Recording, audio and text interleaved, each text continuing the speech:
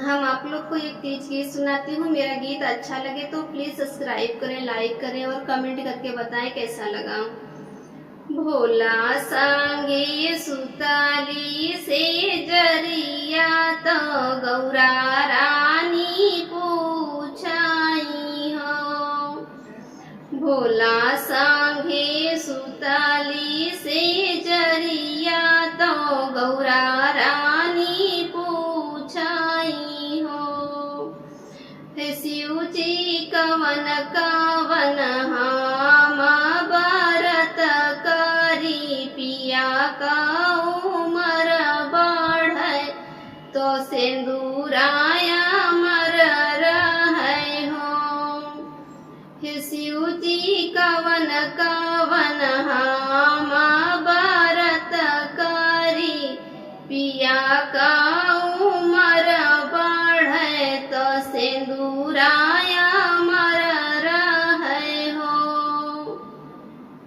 इतनी बचन सुने शिव जी तो हंसी मुस्काई बोले हो। इतनी बचन सुने शिव जी तो हंसी मुस्काई बोले हो।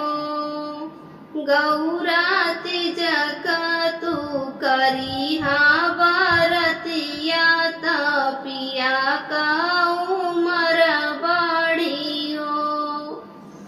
गौरा तिज तू करी हाँ बरतिया पिया का उमर बड़ी सिंदूराया मर रही हो। तीज का व्रत बड़ा पावन तोरो मन भावन हो। तीज का व्रत बड़ा पावन तोरो मन भावन हो।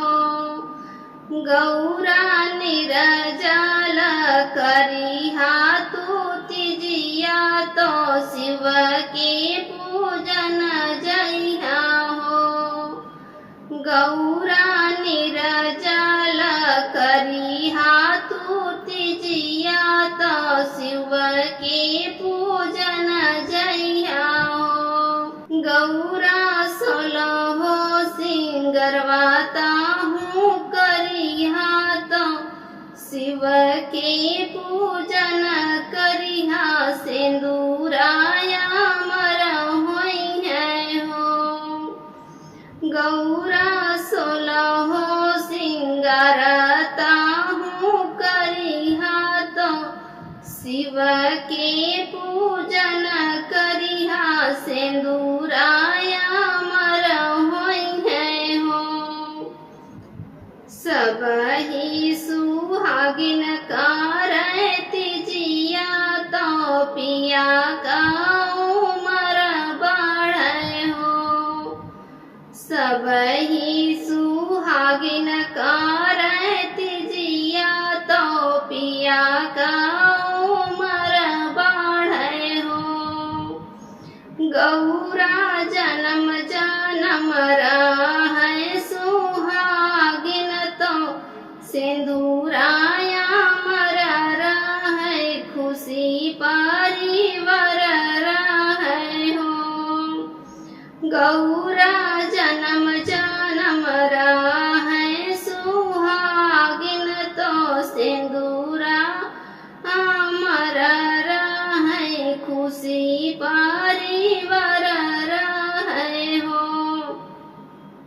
इतनी बचन सुन सीता तो सुनहु न पावई हो।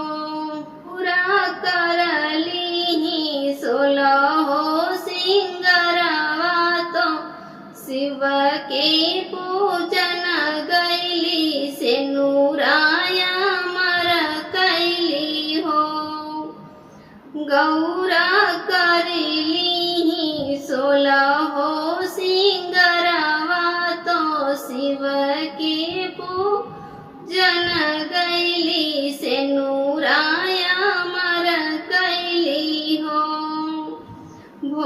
संगे सुतली से जरिया तो गौरा रानी पूछे लागी हो। भोला संगे सुतली से जरिया तो गौरा रानी पूछाई हो। मेरा तीज गीत अच्छा लगा हो तो प्लीज सब्सक्राइब करें, लाइक करें और कमेंट करके बताएं कैसा लगा।